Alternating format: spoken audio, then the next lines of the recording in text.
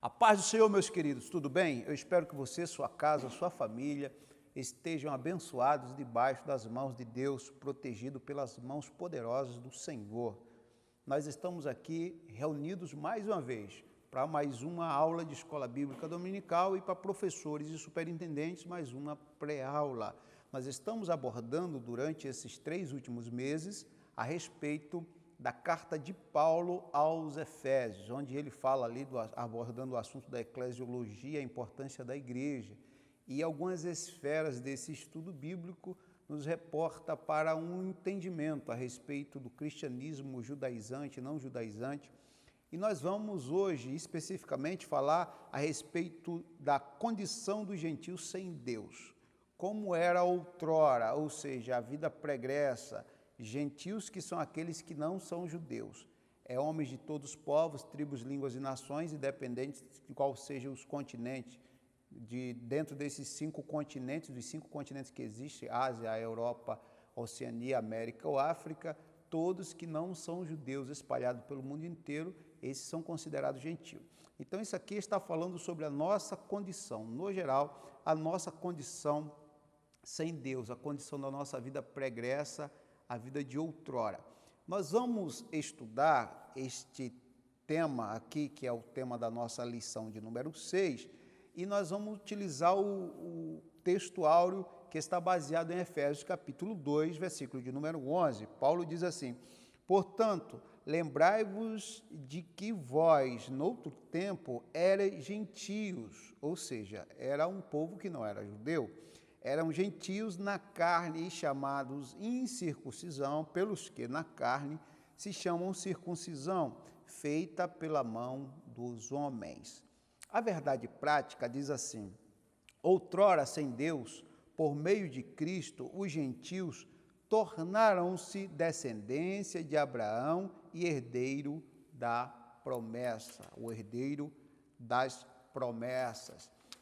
Para basear o nosso texto, nós vamos utilizar aqui um texto que está inserido na nossa lição, que é a carta de Paulo aos Efésios, lembrando que desde a última aula, a aula de número 5, nós adentramos no capítulo 2, estamos dando continuidade ao capítulo 2 da Epístola de Paulo aos Efésios.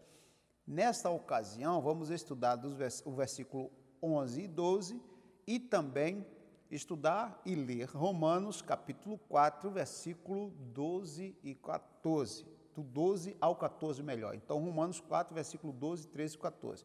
Mas começamos a ler aos Efésios capítulo 11, versículo 12, está escrito assim. Capítulo 2, versículo 11 e 12, diz assim: portanto, lembrai-vos de que vós, noutro tempo, erais gentios, na carne chamados incircuncisão, pelos que na carne se chamam circuncisão feita pela mão dos homens, que naquele tempo estáveis sem Cristo, separados da comunidade de Israel, estranhos aos concertos da promessa, não tendo esperança e sem Deus no mundo. Agora, Romanos capítulo 4, versículos 12, 13 e 14. Diz assim o versículo 12: e fosse pai da circuncisão daqueles que não somente são da circuncisão, mas que também andam nas pisadas daquela fé que teve nosso pai Abraão, que tivera na incircuncisão. Porque a promessa de que havia de ser herdeiro do mundo não foi feita pela lei a Abraão ou a sua posteridade, mas pela justiça da fé. O versículo 14 é muito interessante, diz assim: pois, se os que são da lei são herdeiros, logo a fé é vã e a promessa é aniquilada. Parece difícil de entender, é difícil ao nosso entendimento esse texto, mas nós vamos tentar debulhar o máximo possível, claro que dentro das minhas limitações. Você que não nos conhece e de repente, por uma indicação, alguém compartilhou esse vídeo com você, ou não ao acaso, mas o Espírito Santo te trouxe aqui nesse canal, seja muito bem-vindo, e eu quero te convidar a fazer parte dessa família, se inscrevendo aqui embaixo e desse lado deixando seu joinha, deixando seu like para fortalecer esse canal, para que essa mensagem se propague a outras pessoas. Eu quero pedir a você que já é inscrito, que compartilhe essa mensagem nas suas redes sociais e abençoe outras vidas. Nós vamos hoje especificamente falar sobre circuncisão e incircuncisão. Se você tem curiosidade de saber, se já ouviu falar várias vezes sobre o assunto, mas nunca adentrou para conhecer de fato o que isso significa, você está no local certo, na hora exata. Nós vamos estudar a respeito desses pormenores, utilizando os textos também da Bíblia Sagrada. E quando a Bíblia ela fala sobre circuncisão e incircuncisão, a Bíblia mostra aí a diferença entre judeus e gentios. Os gentios são aqueles que são os incircuncisos e os judeus são aqueles que são os circuncidados. E esta palavra circuncisão, ela aparece na Bíblia pelo menos 29 vezes, sendo que, por incrível que pareça, não a palavra circunciso, mas circuncisão, ela aparece só uma vez no Antigo Testamento e 28 vezes no Novo Testamento. Então, desde Êxodo, quando a Bíblia fala ali de circuncisão no capítulo 4, a partir do versículo 26, a Bíblia retrata a circuncisão ali. Aí depois, quem dá mais ênfase à circuncisão, talvez pela influência do fariseísmo e de outras religiões judaicas, como os saduceus e outros, a religião dos sacerdotes, ali no Novo Testamento abrange mais, fala mais, explora mais a respeito desse tema, que está desde João capítulo 7, versículo 22, até Tito capítulo 1, versículo 10. Inclusive, daqui a pouco eu vou ler Tito capítulo 1, versículo 10. Primeiro eu quero deixar aqui clara a introdução que diz assim: na presente lição, veremos que o autor de Efésios lembra aos gentios de que antes da regeneração, eles eram incircuncisos e havia experimentado 5 formas de privações. Aliás, são 6 formas, porque aqui entra também a incircuncisão. Além da incircuncisão, as outras privações estavam sem Cristo, separados de Israel, alienados quanto à promessa, sem esperança e sem Deus no mundo. Além dessas 5, eles ainda eram incircuncisos. Logo estudaremos cada um desses aspectos. Então, a chamada circuncisão era uma cirurgia que, inclusive aqui, no primeiro tópico, o tema é chamados incircuncisão. O objetivo desse tópico é conceituar espiritualmente a circuncisão e a incircuncisão, falar espiritualmente a respeito do significado de ambas. O segundo tópico traz o seguinte tema: estranhos ao concerto da promessa, cujo objetivo, ao falar sobre esse segundo tópico, é explicar ou explicitar a antiga condição dos gentios sem Deus e sem Cristo, é falar a nossa condição pregressa, a nossa condição de outrora.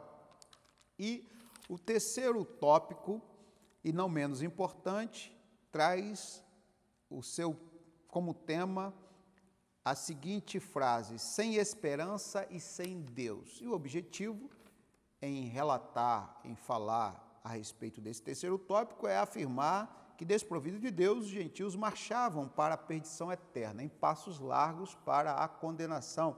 Essa era a nossa vida quando estávamos sem Deus, na condição ímpia.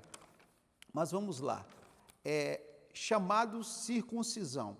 Na era antes de Cristo, além dos mortos espiritualmente, os gentios eram desprezados pelos judeus e identificados como incircuncisos. Nós lembramos, por exemplo, quando Davi ele ouviu a afronta do gigante Golias, ele não falou o nome nem do gigante. A princípio ele disse esse incircunciso, ou seja, o judeu chamava incircunciso todos aqueles que não tinham nenhum compromisso com Deus que os hebreus adoravam, ou seja, com Yahvé, com Jeová, com Deus Altíssimo, com o grande eu sou, com El Shaddai. As nações que não conheciam esse Deus e não o temia, eles chamavam de incircunciso, porque eles não conheciam, o povo gentil não conhecia a circuncisão. E o que era circuncisão? Conceito de circuncisão. Circuncisão é a remoção cirúrgica do prepúcio do órgão sexual masculino, ou seja, a pele que envolve a glande do órgão sexual masculino, aquela pele era extraída, era arrancada. É muito semelhante hoje à cirurgia de remoção de fimose, a remoção daquela pelezinha da fimose, quando uma criança faz por uma necessidade, os judeus assim o faziam, e inclusive é defendida por alguns médicos especialistas como uma forma de higiene, claro que violenta e dolorosa. É dolorosa nem tanto por questões de, hoje, os aparatos médicos não permitem que no momento da cirurgia o homem sinta dores, mas antigamente era bem diferente, levando em consideração que eles confeccionavam armas como facas e espadas com materiais brutos, e a circuncisão era feita através de pedras que eram amoladas, confeccionava ali ferramentas para operar aquela circuncisão, para a remoção daquela pele.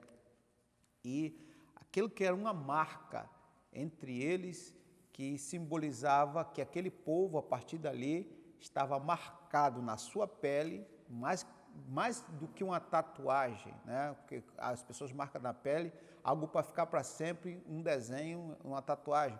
Mas ali não era uma tatuagem, era uma cirurgia que removia um pedaço, uma parte daquela pessoa, daquele homem, para simbolizar que a partir dali ele pertencia a Deus. Era uma marca que o colocava como propriedade peculiar de Deus. E quando Paulo fala, por exemplo, sobre circuncisão e incircuncisão, a Bíblia diz, por exemplo, lá em Tito capítulo 1, como eu havia falado, versículo 10, Tito capítulo 1, versículo 10, diz assim: porque há muitos desordenados faladores, vãos e enganadores, principalmente os da circuncisão. Então, Paulo estava dizendo aqui que mesmo da circuncisão, haviam homens que, na época de Paulo, no Novo Testamento, que não obedeciam e eram para dar exemplo, já que eram propriedade peculiar, particular de Deus. Porque os homens, eles asseguravam a sua salvação tão somente no ato da circuncisão. Ou seja, os rabinos ensinavam que um homem circuncidado não merecia ir para o inferno. Ou seja, era como se Deus tivesse obrigação de salvar o homem só porque ele removeu a carne, a pele do seu prepúcio, quando, na verdade, a circuncisão era apenas um sinal de algo que estava acontecendo no interior do homem. Mas isso, infelizmente, a religião levou para os seus extremos, como a religião costuma fazer isso, né? A religião costuma levar para os extremos algumas coisas, como simbolismo, cerimônias e ritos, e com a circuncisão não foi diferente. O homem estava assegurando a sua salvação apenas naquele ato da circuncisão. Isso não quer dizer que também nem todas as pessoas que eram da circuncisão eram com essas características de desobediente. Pelo contrário, a palavra de Deus diz aqui, por exemplo, Colossenses, no capítulo 10, existe aqui bons exemplos de circuncidados, como, por exemplo, capítulo 4, versículo 10 e 11, para contextualizar, Paulo diz assim: Aristarco, que está preso comigo, vos saúda, e Marcos, esse mesmo Marcos que você conhece, que escreveu o segundo livro do Novo Testamento, o Evangelho de São Marcos. Ele diz assim, e Marcos, que inclusive era sobrinho de Barnabé, Marcos, o sobrinho de Barnabé, acerca do qual já recebeste mandamento, se ele for ter convosco, recebei-o.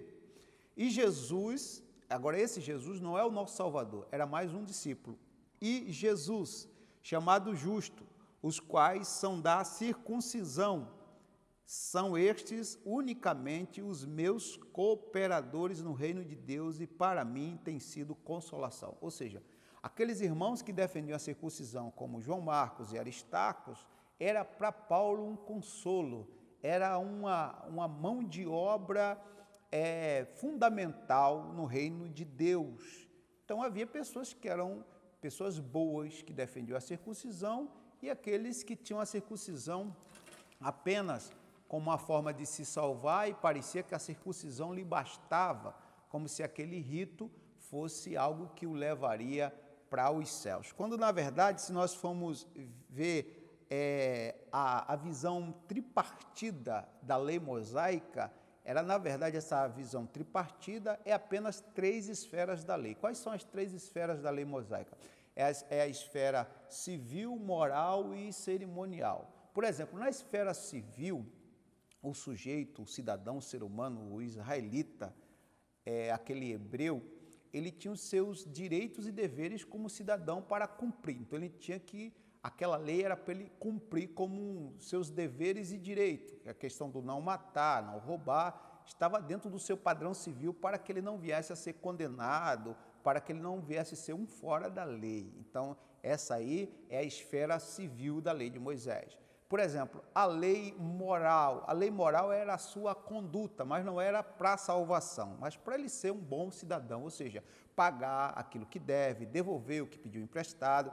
Isso aí era a esfera moral da lei. Por exemplo, dentre elas, não adulterar, não se prostituir, outras coisas mais que está abrangendo aí a moralidade. Mas existia a esfera cerimonial. E a esfera cerimonial da lei de Moisés abrangia, por exemplo, os dias de festas, comida, tipos de bebida, que não podia, o que podia, algumas comidas que podia, que não podia, como Paulo escreveu aos Colossenses, me parece, capítulo 2, e ali no versículo 11, versículo 16, ele fala sobre lua cheia, ele fala sobre lua nova, ou seja, dias de lua, guarda de sábado.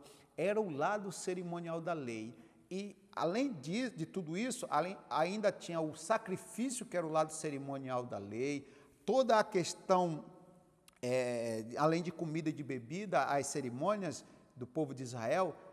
O ápice disso, de tudo isso, era a circuncisão, porque uma coisa não existiria sem a outra. Não adiantava o judeu querer, por exemplo, guardar o sábado se ele não fosse circuncidado. Não adiantava ele participar das 12 principais festas de Israel se ele não fosse circuncidado.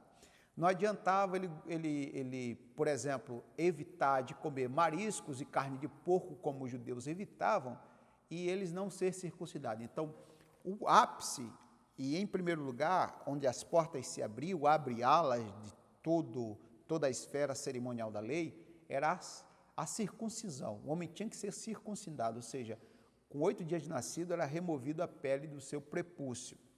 Vamos dar continuidade ao nosso estudo.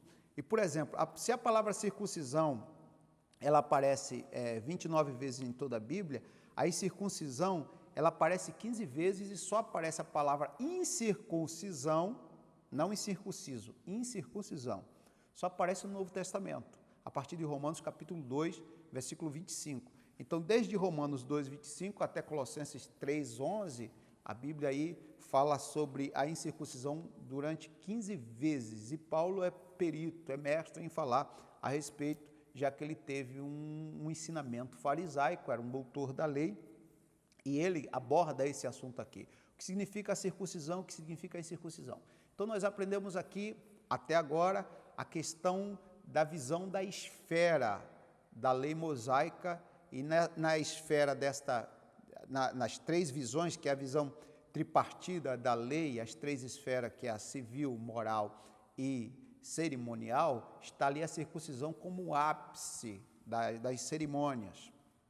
Mas, dando prosseguimento, aquilo que seria apenas a remoção da pele do prepúcio do homem, teve outras conotações a ponto do homem ele assegurar sua salvação naquele ritual. E diz assim, era prescrito na lei como um sinal externo de que pertencia ao povo da aliança com Deus. Isso está em Gênesis capítulo 17. Ali em Gênesis capítulo 17, versículo 10 e 11, é algo espiritual, que ali, depois, isso foi mudando o conceito na cabeça das pessoas. O procedimento era realizado no 8º dia de vida, ou seja, depois de 8 dias que o homem nascia em Israel, ou até os estrangeiros comprados a dinheiro, eles passavam pelo mesmo ritual. Quem não era circuncidado era tido como incircunciso e, portanto, excluído da aliança. É bom dizer isso. O circuncidado, o homem que era circuncidado, era incluído, ou seja, a circuncisão era um sinal de inclusão. Não esqueça isso.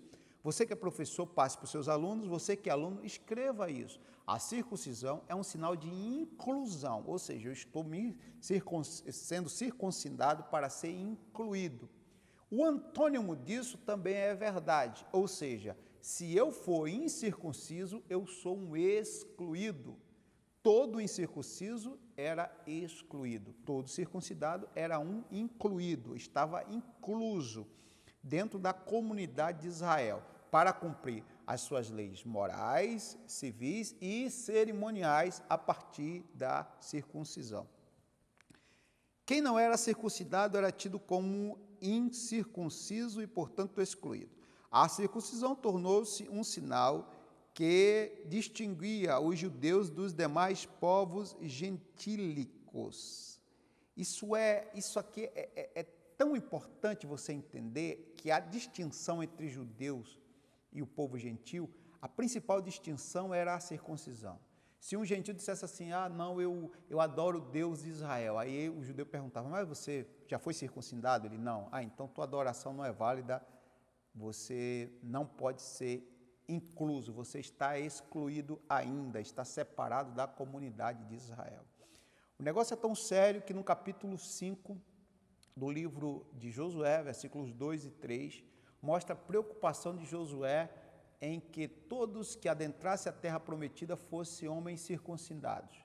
E a Bíblia diz ali, nesse capítulo 5, você vai ver a partir do versículo 9, 10, 11, 12, quando Josué, ele circuncidou, pediu para confeccionar algumas ferramentas a partir de pedras, versículo 7, e aí circuncidou os homens para que adentrasse a terra prometida. Por quê? Porque todos os homens que saíram de lá do Egito circuncidados, eles morreram no deserto durante aqueles 40 anos.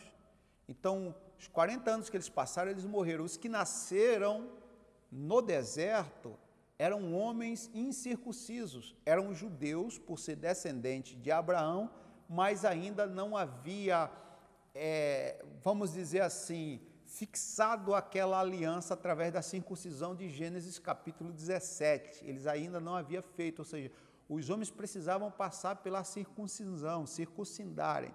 Eles já eram ainda incircuncisos. E Josué se preocupou em fazer isso, e a Bíblia mostra aí que Josué o fez, e naquele lugar que ele o fez, colocou o nome de Colina do Prepúcio. Você vê que ficou marcante na história de Israel.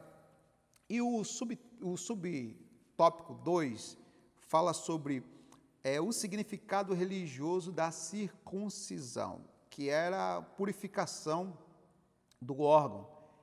Então, o órgão que serve para a reprodução da vida, que é o órgão genital masculino, foi esse mesmo que Deus achou por bem trazer como um sinal para a purificação da vida de um homem. Existe todo um simbolismo aí, E no dicionário de Wycliffe, na página 422, ele fala a respeito disso, que Deus achou por bem marcar o órgão que produz vida para marcar a vida do homem. Então, a gente vai ver, por exemplo, isso em Gálatas capítulo 5, o versículo 19, diz assim, Gálatas 5, 19. Aliás, para contextualizar, 1 aos Coríntios, eu vou ler primeiro aqui o que diz a introdução, que eu acho interessante aqui. Eu vi uma coisa que eu achei interessante. Seu significado religioso apontava para a santificação, ou seja, era a pureza espiritual, aquela circuncisão significava pureza espiritual e a santificação. Era por isso que os homens, alguns, baseavam a sua salvação, a segurança da sua salvação no fato de ser circuncidado. Como a corrupção e práticas idólatras estavam fortemente relacionadas com a sexualidade depravada, a circuncisão simbolizava a aliança de purificação requerida ao povo escolhido. Aqui tem algumas referências, Josué 5:7, Oséias 4:14, Gálatas 5:19. Era algo tão sério que os judeus recusavam-se até mesmo a comer com os incircuncisos. Eles recusavam a comer com os incircuncisos. Eu quero ler aqui, por exemplo, Gálatas 5:19, que é inclusive uma referência que está também aqui na nossa lição. Depois eu quero ler outra referência que não está na nossa lição. Gálatas 5:19 está escrito o seguinte, Paulo diz assim: porque as obras da carne são manifestas, quais são? Prostituição, impureza e lascívia. Então, Paulo ele começa a falar sobre esses 3 pecados, que são obras da carne, que são pecados sexuais. Para entrar em outros pecados, como idolatria, feitiçaria, você vê que Paulo começa pelo caminho da sexualidade ilícita, que ele fala sobre prostituição, impureza e lascívia. Ou seja, os pecados sexuais, ele vem como carro-chefe, cujos outros pecados estariam atrelados a ele. Então, seria motivo pelo qual Deus também faria com que no elemento ou no objeto que o homem utiliza para cometer tais pecados, Deus fizesse uma marca que foi a circuncisão. Essa é uma das interpretações. Agora, interessante, quando Paulo fala sobre os devassos, lá em 1 Coríntios capítulo 6, versículo 10, agora o versículo 18 do mesmo capítulo 6, ele fala assim: fugir da prostituição, todo pecado que o homem comete é fora do corpo, mas o que se prostitui peca contra o seu próprio corpo. Então, Paulo diz nesse contexto que o homem que se deita com a prostituta se faz o mesmo corpo com ela. Então, toda vez que os judeus iam se prostituir, se fosse cair nesse tipo de tentação, ele percebia, ao visualizar o seu órgão genital, que havia uma marca entre ele e Deus, que ele tinha responsabilidade com a sua vida espiritual para com Deus. Então, isso servia como um sinal de alerta, para que ele não se tornasse como uma prostituta, fizesse um único corpo com ela. E aqui os judeus, eles se recusavam até mesmo a sentar-se na mesa com os incircuncisos. Isso está em Atos capítulo 11, versículo 3, e está escrita a seguinte palavra. Eu acho muito interessante em Atos, quando os escritores falam a respeito do assunto, diz assim, quando Pedro está se justificando, Pedro justifica-se perante a igreja, dizendo, versículo 3 do capítulo 11, dizendo: entraste em casa de varões incircuncisos e comeste com eles. Então, Pedro aqui estava falando com os que eram da circuncisão. A grande questão é que quem foi para a casa de Cornélio, no capítulo 10 de Atos, foi Pedro, mas não foi porque ele quis, foi por ordem do Espírito Santo. Tanto que quando Deus assim mandou Pedro ir para lá, que desceu aquele cesto com animais impuros e a voz de Deus falou, mata e come, Pedro disse, Senhor, jamais farei isso sendo judeu, comer coisas impuras. Aí Deus disse assim, por que tu chama impuro o que eu purifiquei? Pedro estava entendendo que Deus estava agora purificando a casa de Cornélio para que ele, como judeu, acabasse com esse preconceito de achar aquele homem e sua família impura. Pedro foi lá, ganhou aquelas almas para o Senhor Jesus e, como confirmação, Deus batizou toda aquela casa, aquele povo com o Espírito Santo. Então, os judeus, eles se recusavam a sentar na mesa. Claro que Pedro, depois dessa experiência, o seu conceito mudou, mas como ele era considerado o pastor da circuncisão, assim como João e Tiago, o irmão do Senhor, Pedro mantinha, vamos dizer assim, aquele status, até que ele foi para Antioquia, na Síria, e está lá escrito no capítulo 2 aos Gálatas, depois você estuda se você quiser, é muito interessante. A partir do versículo 3 a seguir, Paulo faz uma narrativa a respeito de que quando ele e Barnabé presidiam aquela igreja, aqueles cultos, naquela reunião em que os irmãos sentaram na mesma mesa, Pedro estava lá e Pedro estava maravilhado com as obras que Deus estava fazendo em Antioquia, na Síria, através daqueles homens de Deus, e a igreja crescia. E Pedro estava na mesa comendo com os irmãos gentios que não eram circuncidados. Daí, pela questão do avanço da igreja, do crescimento da igreja, o pastor de Jerusalém, Tiago, mandou alguns dos seus obreiros, possivelmente presbíteros, para a Antioquia, ver como é que estava a igreja. Quando esses obreiros chegaram lá em Antioquia, a Bíblia diz que Pedro, ao ver eles, isso está lá em Gálatas capítulo 2, e você vai ver também no finalzinho de Atos capítulo 14 e no início de Atos capítulo 15, onde você vai ver o primeiro concílio, a primeira reunião da igreja, a primeira convenção da igreja de Jerusalém. Então, quando Pedro viu esses homens, os obreiros, para ele não perder o prestígio ou a autoridade que ele tinha como um dos pastores da circuncisão em Jerusalém, ele foi se levantando da mesa. Aí Paulo repreende-o à frente de todos, que ele tinha um comportamento semelhante aos gentios, comendo com os gentios, agora que viu os irmãos que era da lei, aqueles judeus que eram cristãos judaizantes, ou seja, eram cristãos que pregavam e acreditavam que um gentio só era aceito na nova aliança se eles passassem primeiro por Moisés. Antes de Cristo, ele tinha que passar por Moisés, ou seja, todo o rito cerimonial da lei, não só o civil e o moral tudo bem, mas além do civil e do moral, tudo que é da esfera da cerimônia, eles tinham que passar, inclusive a circuncisão. Se eles não passassem por Moisés, eles não teriam acesso a Cristo. E isso aborreceu muito a Paulo, que era um homem muito esclarecido, e Paulo já imaginava que Pedro já estava curado disso. Quando, na verdade, a experiência que Pedro teve com Cornélio acendeu a luz, mas Pedro não sustentou essa bandeira. Aí, no concílio lá em Jerusalém, no capítulo 15 de Atos, as coisas mudaram de figura, mas até então, os judeus eles não comiam na mesma mesa com os gentios. Vamos dar continuidade. Diz assim, a circuncisão no coração. O que significa a circuncisão no coração? O apóstolo reconhece que os gentios não faziam parte da circuncisão, mas com uma ressalva, que o sinal dos judeus era apenas físico, realizado por mãos humanas. Ou seja, eles ensinavam que a circuncisão era uma segurança de salvação. Aí Paulo disse, como pode ser segurança de salvação se isso foi realizado por mãos humanas?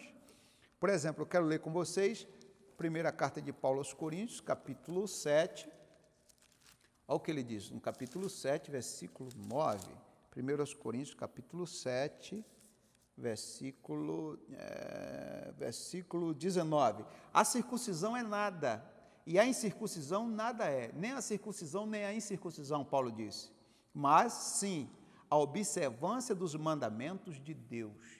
Então, eles estavam assegurando a salvação dele em algo feito pelas mãos humanas. Paulo quis dizer, isso aí foi só uma cerimônia, um simbolismo de algo que deveria estar acontecendo na esfera do interior. Porque se nada acontece no interior, remover a carne do prepúcio não quer dizer absolutamente nada. Tanto que Paulo disse, nem a circuncisão, nem a incircuncisão nada é. Mas o que é importante, Paulo? Ele disse, a observância, ou seja, a obediência dos mandamentos de Deus. Por exemplo, Gálatas também, lá no capítulo 5, Gálatas 5, eu até escrevi aqui, Gálatas 5, 6, diz assim, outra vez que Paulo bate muito forte a respeito, quando ele diz, porque nós, pelo Espírito da fé, aguardamos a esperança da justiça. Porque em Cristo Jesus, versículo 6, nem a circuncisão, nem a incircuncisão tem virtude alguma, mas sim a fé que opera por amor. Ou seja, essa fé no amor de Cristo, a fé salvífica, ela é muito maior que a circuncisão ou a incircuncisão, ou seja, ela anularia tanto uma quanto a outra. Então, não seria aquela circuncisão, ela não seria válida sem uma transformação interior. A boa nova de Paulo, a boa nova que Paulo traz, é a que a verdadeira circuncisão não se trata de uma operação externa na carne, uma cirurgia realizada por homens, mas que feita no interior, conforme eu falei agora, e que do coração, cujo louvor, sai do coração cujo louvor não provém dos homens, mas provém de Deus. Romanos 2:29 é a referência que está aqui. Assim, em Cristo, o sinal de quem pertence a Deus não é a circuncisão nem a incircuncisão, mas sim o ser uma nova criatura. Gálatas 6:15. O ser uma nova criatura é a verdadeira circuncisão. Então, essa circuncisão, ela não seria aqui o cumprimento do ritual físico. O ser uma nova criatura não seria um complemento da circuncisão. Para ser mais claro, por exemplo, um religioso diria, não, você é uma nova criatura, tem que ser primeiro circuncidado, e como complemento, você vai ser uma nova criatura. De jeito nenhum. Por exemplo, eu uso tais tipos de roupa e como complemento eu vou ser fiel. Ou seja, o meu estereótipo, a minha cerimônia ou algum ritual está além do interior. Isso está errado? Paulo quis dizer assim, que o ser uma nova criatura não é o complemento da circuncisão, mas é a substituição total dela.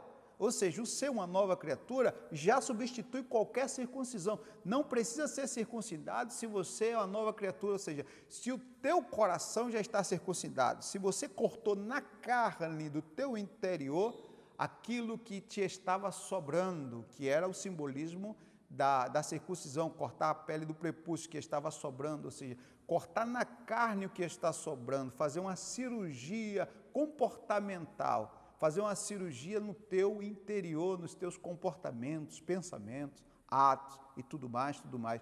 Isso seria a verdadeira circuncisão, que não seria um complemento, mas seria de fato a substituição daquele ritual judaico. A circuncisão na nova aliança. O assunto da circuncisão gerou discussões acaloradas entre judeus e gentios, ou seja, não entre todos os judeus e todos os gentios, mas entre cristãos, judeus e cristãos gentios. Quais eram os cristãos judeus? Eram aqueles da escola dos cristãos judaizantes, que acreditavam, conforme falei, que tinha que passar pelo ritual mosaico, a lei de Moisés na íntegra, que seria a lei civil, moral e cerimonial. Tinha que abraçar tudo aquilo para depois abraçar a fé em Cristo.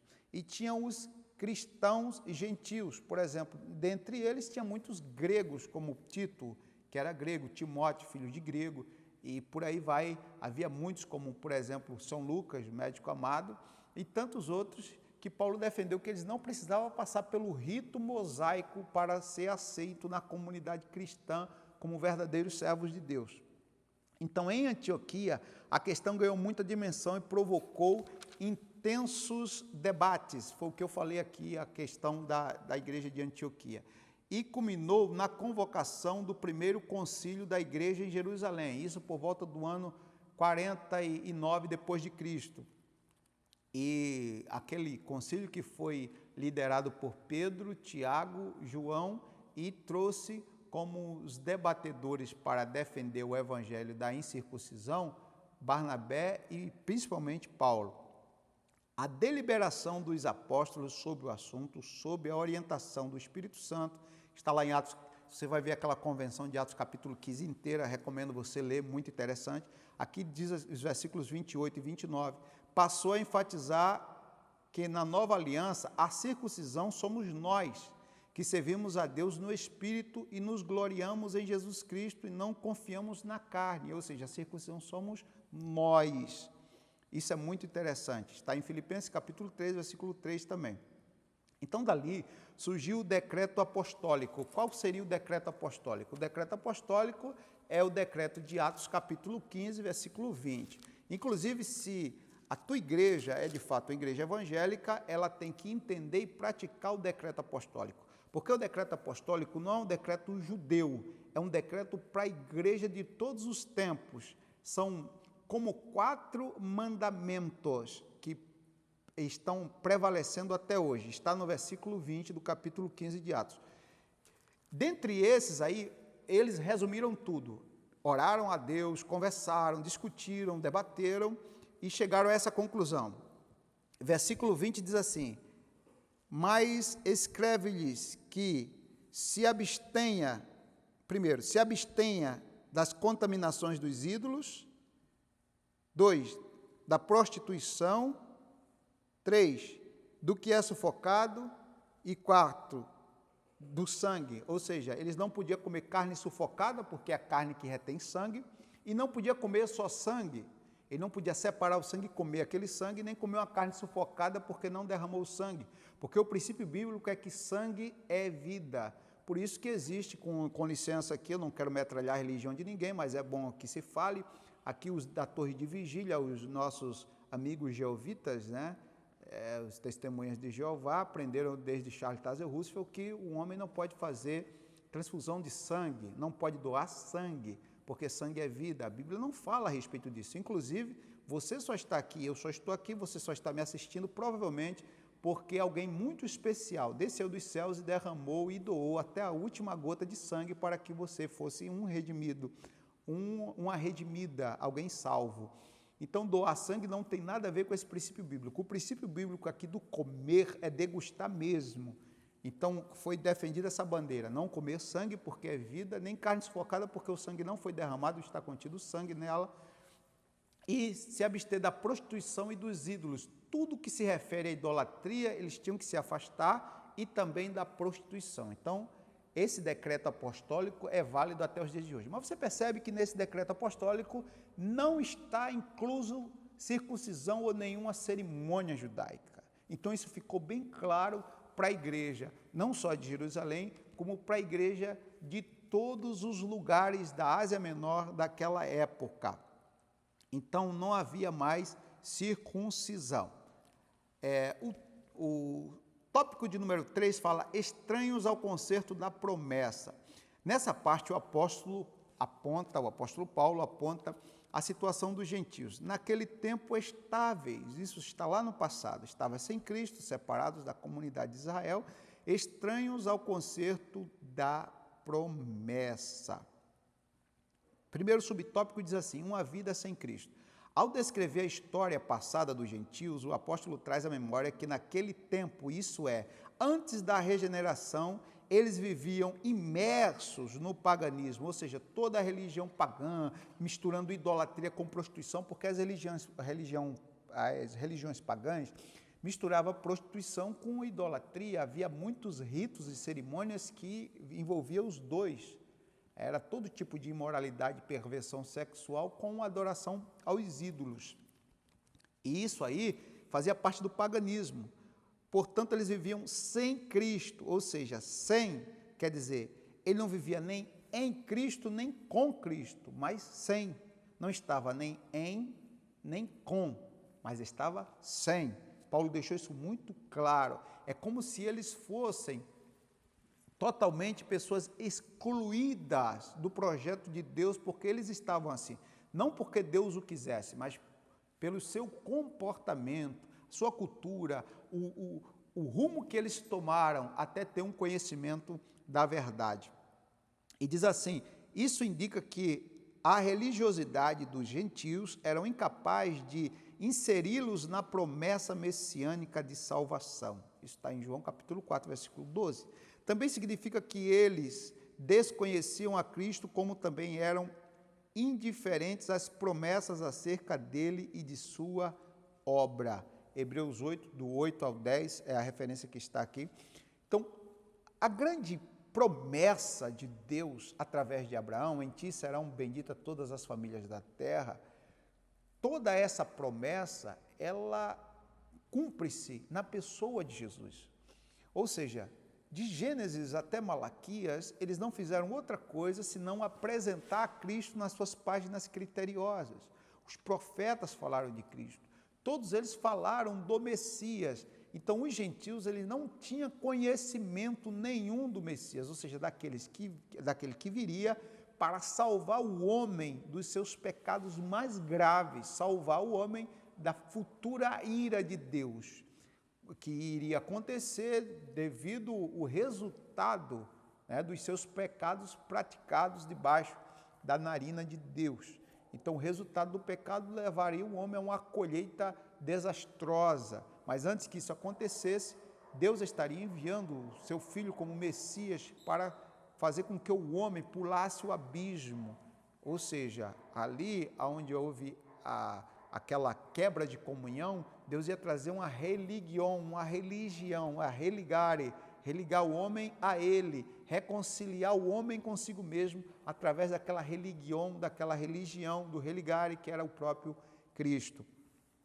Separados da comunidade de Israel.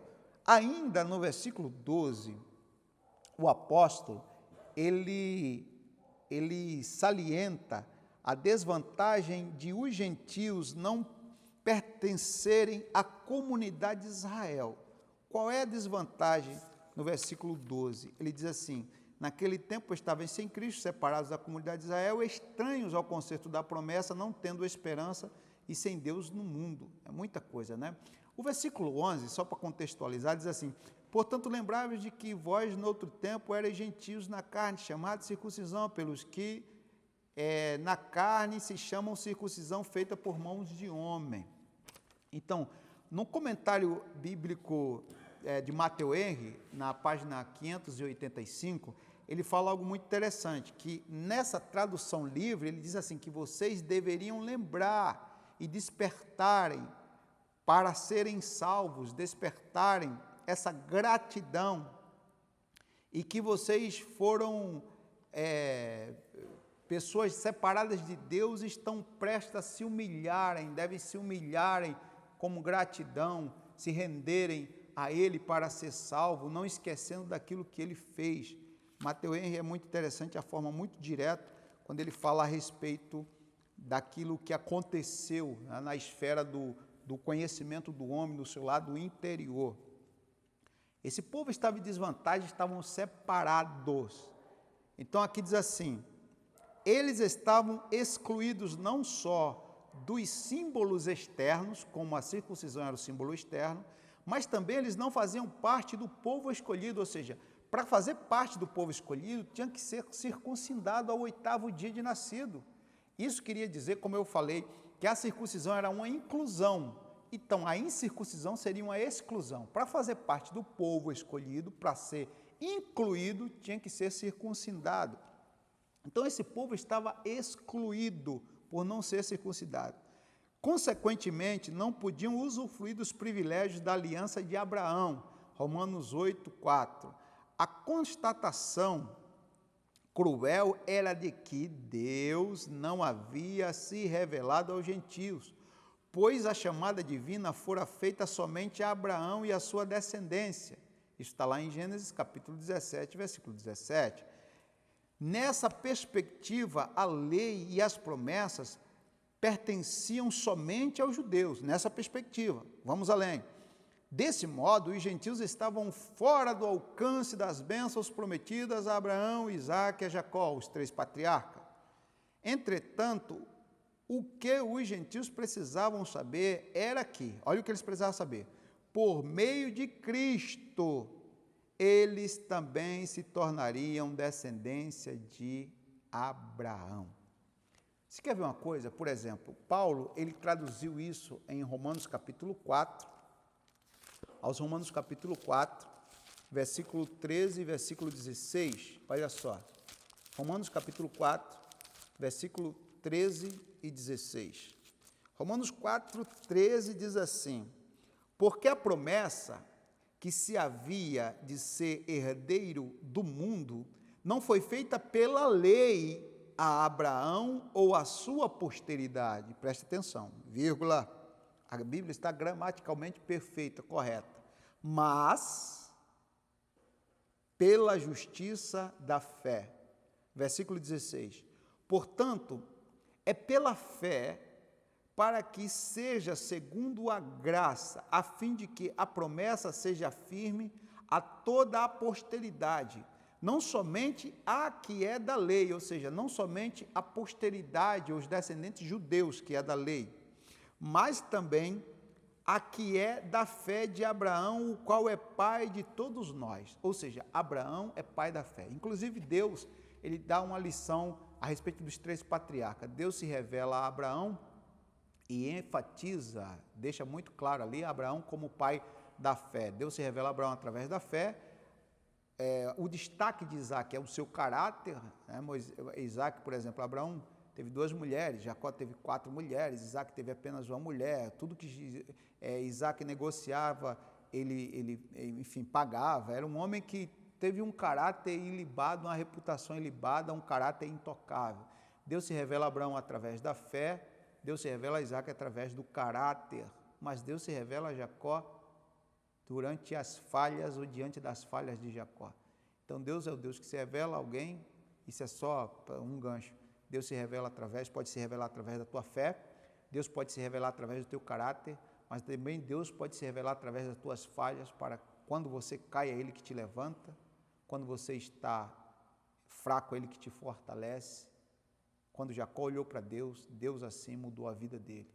Então Deus é esse Deus, Deus de Abraão, Deus da fé, Deus de Isaac do caráter, e Deus também que se revela nas falhas, Deus de Jacó. Mas aqui, o que é interessante, é que fala que até mesmo a posteridade que não é da lei seria abençoada. E que posteridade é essa? Gálatas capítulo 3, versículos 16, só o versículo 16 é suficiente. Capítulo 3, versículo 16 diz assim: Ora, a promessa foram feitas a Abraão e a sua posteridade. Não diz, presta atenção, conforme eu li em Romanos, agora estou contextualizando em Gálatas. Não diz a sua e as posteridades, como falando de muitas. Aqui gramaticalmente perfeito, Paulo aqui faz a observação entre pluralidade e singularidade, diz assim: posteridades, como que falando de muitas, mas como de uma só, e a posteridade que é Cristo. Amém. Que homem sábio era Paulo. Então Paulo disse: olha, vocês entenderam errado, quando Deus falou que seriam benditos todas as famílias da terra através da tua posteridade, não seria através de muitos judeus, mas através de um só, que Cristo, ou seja, Cristo seria pregado para toda a humanidade. Através dele seria bendito todas as famílias da terra, que se achegam a Deus através da fé. Por isso que Abraão é pai na fé. Inclusive é o ícone, né, para as 3 grandes religiões do mundo, desde o Ibrahim, dos islâmicos, até o nosso pai na fé, Abraão, e o respeitado patriarca Abraão dos judeus. Não é à toa que ele foi um homem que Deus levantou como um homem da fé, o ícone da nossa fé. Mas nós conhecemos a Cristo e somos abençoados nessa posteridade, que é Cristo, pela mesma fé que Deus deu a Abraão e que Abraão conheceu, por intermédio da mesma, conheceu a Deus. E isso é muito interessante, está dentro da sua cabeça. Então, esses aspectos giravam em torno da grande promessa do advento do Messias. A constatação cruel de que Deus não havia se revelado aos gentios, pois a chamada divina foram feitas somente a Abraão e a sua descendência. Então, aqui, essa constatação caiu por terra, porque eles entenderam que através de Cristo seria bendita todas as famílias da terra. Por isso que a visão de Apocalipse capítulo 7, a partir do versículo 9, está lá: homens de todos os povos, tribos, línguas e nações. Vamos lá. Terceiro subtópico diz assim: alienados aos pactos da promessa.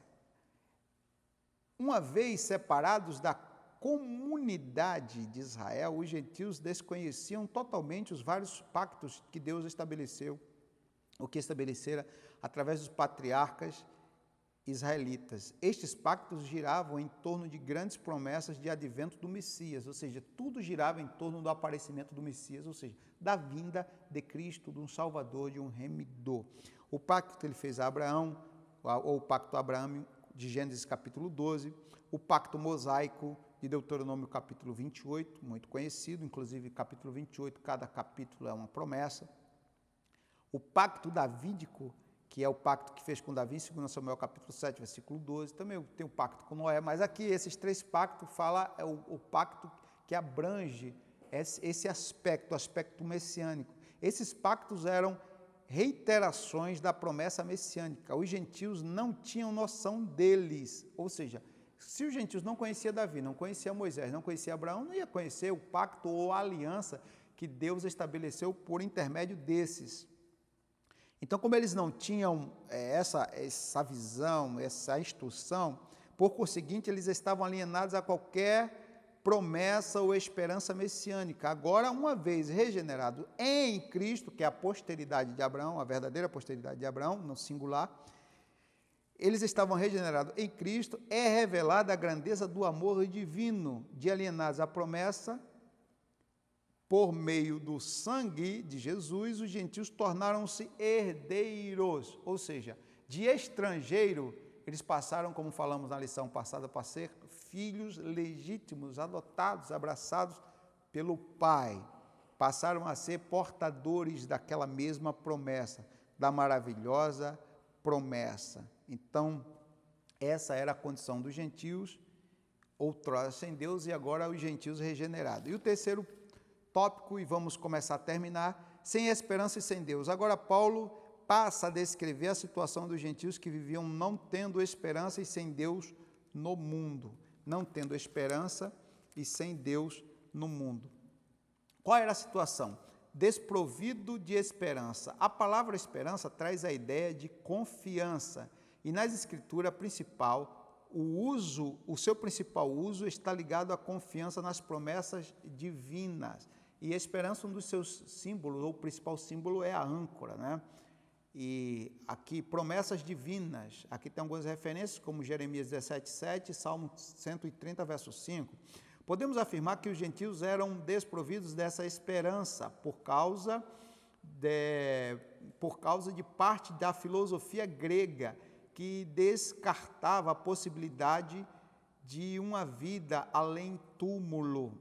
Então, desde Epícuros, que viveu 3 séculos antes de Cristo, que o Epícuro ele ensinava o seguinte, que o prazer do homem, independente qual seja a fonte do prazer, era o sentido da vida e que não havia nada além da vida, ou seja, após a morte o homem ele acabava, não havia uma vida além túmulo, não havia alma, não havia espírito.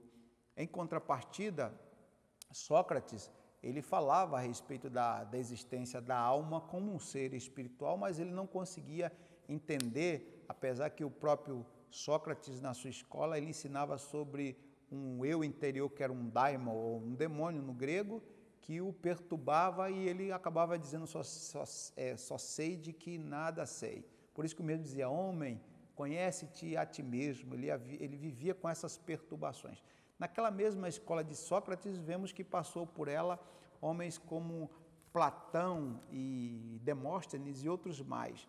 E, por exemplo, o próprio Platão, ele acreditava na vida após a morte, na existência da alma, mas ele não sabia explicar a existência da divindade e o comportamento, como Deus se comportaria em relação à alma, o seu julgamento positivo ou negativo.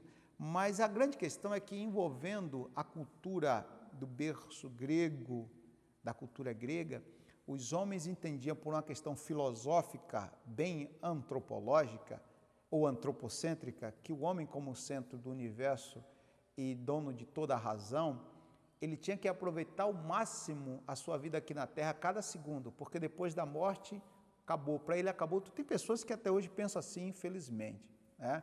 Inclusive tem até igrejas, não evangélicas, claro, lugares que se intitulam igreja, que traz esse tema, né?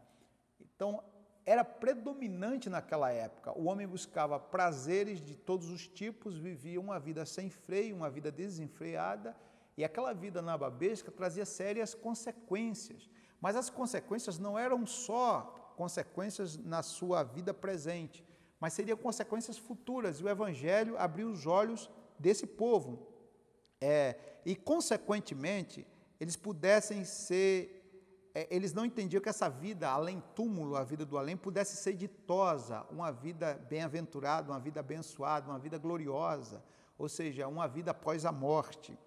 Além dessa questão, embora Deus tivesse decretado incluir os gentios no plano da salvação, eles mesmos os gentios ignoravam essa promessa, e por isso não tinha em que sustentar qualquer esperança, Como a esperança é a âncora da alma, como eu acabei de falar, os gentios, desprovidos dela, padeciam de medo e incerteza. Por conseguinte, falta de esperança e de paz revela a ausência de Deus. Ou seja, a falta de esperança e de paz revela a ausência de Deus. Jesus ensinou que nós deveríamos ter paz, devemos ter paz. Ele disse, a minha paz eu vos dou. A Bíblia ensina isso. Tenha as paz com todos e a santificação sem a qual ninguém verá o Senhor. Então a paz é um dos símbolos da presença de Deus. O homem pode, por exemplo, numa situação dessa de pandemia, de crise mundial na saúde, crise social, crise política e crise financeira, o homem pode perder tudo, ele só não pode perder a paz. As pessoas estão dando entrada nos hospitais psiquiátricos, se entupindo de psicotrópicos e tirando a própria vida porque lhe falta paz. Esse desassossego é fruto de uma vida sem paz. Pessoas, às vezes, que outrora eram fiéis a Deus, e eu não estou aqui para prejugar meu irmão nem minha irmã, de repente, vivendo nessa turbulência, nesse momento caótico, as pessoas perderam essa esperança, ou seja, se desancoraram, já que a esperança é a âncora, é o que firma o barco. Não perca essa esperança. Eu quero pedir licença à escola bíblica para ser um profeta e olhar nos teus olhos e dizer, não perca a esperança, mantenha-se firme no Senhor Jesus. Deus há de agir em favor da tua vida, você não vai perecer nesse deserto. E se porventura isso acontecer, é sinal que Deus quer fazer algo muito melhor do que aquilo que pedimos e pensamos. Não perca a esperança, não perca a fé, não perca a paz. E sem Deus no mundo, sem Deus no mundo. A expressão sem Deus não significa que os gentios não serviam ou não acreditavam numa divindade. Eles acreditavam num tipo de divindade. 1 Coríntios capítulo 8, é o que está aqui, versículo 4, Gálatas 4, 8 também, fala a respeito disso, eles eram idólatras. Inclusive, Paulo, quando entrou no Areópago, me parece que Atos capítulo 17, versículo 23, ele viu altares a todos os tipos de Deus, até o Deus desconhecido. Então, se você for estudar o panteão romano e o panteão grego, o panteão de Zeus e o panteão de Júpiter, eram dezenas e dezenas e dezenas de deuses. É como hoje a Índia, são 33 milhões de deuses no hinduísmo. Então, os homens vivem como que olhos fechados, tateando, como Paulo falou no Areópago, como um cego tentando pegar alguma coisa para sustentar e para socorrer. Era assim que eles faziam na sua cegueira espiritual. Eles viviam assim. E a Bíblia diz em 2 Coríntios 4,4 que foi o Deus do século que cegou a mente da humanidade. O capítulo 10, versículo 4, ele cegou a mente da humanidade para que cego eles ficassem assim tateando, buscando esses deuses. Então eles serviam a divindades, mas não era o Deus verdadeiro. E a Bíblia diz assim, por meio do paganismo, eles estavam alienados do Deus que havia se revelado a Israel. Isso significa dizer que suas vidas eram regidas pela falsa ideia de divindades pagãs que mantinham escravizados em densas trevas espirituais. Tratava-se de uma descrição de um quadro calamitoso. Entretanto, e felizmente, graças a Deus, esse quadro foi alterado pela intervenção dos desígnios eternos do verdadeiro Deus. João 17, 3. Então, Jesus, ele entrou em ação para mudar o quadro da humanidade, cumprindo-se João 3,16, que é o textuário da Bíblia.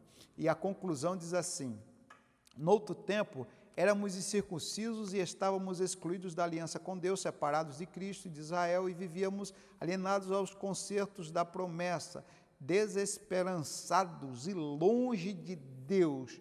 Um dia, porém, a magnitude do amor divino circuncidou os nossos corações, aproximou-nos de Cristo de Israel, incluiu-nos na esperança da promessa e revelou-nos o único e verdadeiro Deus bendito, o Deus santo. O seu santo nome para sempre seja louvado. Glória a Deus. Então eu concluo dizendo aqui que outrora éramos cegos e destituídos da presença de Deus e Deus mudou esse quadro. Essa foi a lição de hoje. Deus abençoe a sua casa, Deus abençoe a sua vida. Eu quero fazer uma oração por você agora e pela sua família. Junte-se todos e orem comigo. Pai, em nome de Jesus, visita cada lar, cada família, cada pessoa que está me ouvindo agora. Ser com a vida de cada um deles, abençoando, guardando e protegendo em nome de Jesus. Até a próxima, querendo Deus. Deixe aí a sua curtida, deixe o seu like, faça a inscrição, você que não é inscrito, divulgue nas suas redes sociais e até a próxima, em nome de Jesus. Um forte abraço, um abraço afetuoso em Cristo. Deus abençoe, paz. Rapaz, 1h08, rapaz.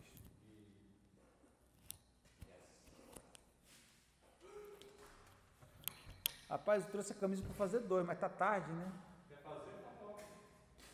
Quer mesmo? Rapaz, então já vou nesse pique mesmo.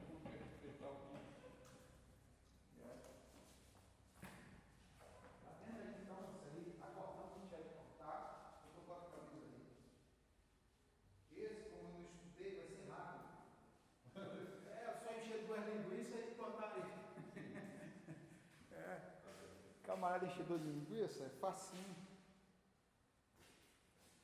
Eu só acho que ficou bom, eu estou me sentindo muito seguro, sabia?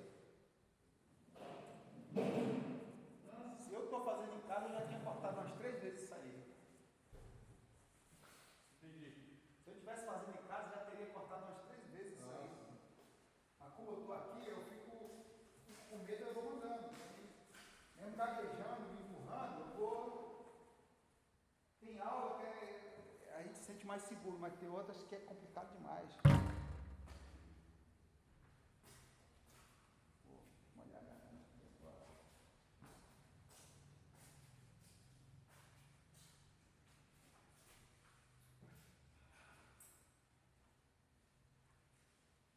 Oh, Jesus.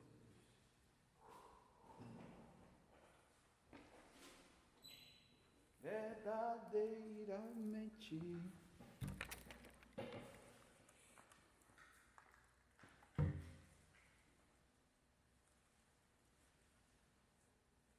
Rapaz, um atrás do outro assim.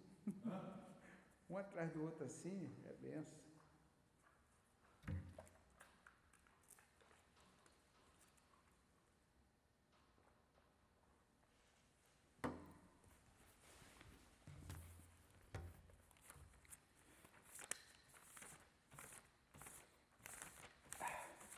Mas não demais, você acha que ficou bom esse aí? Dá pra...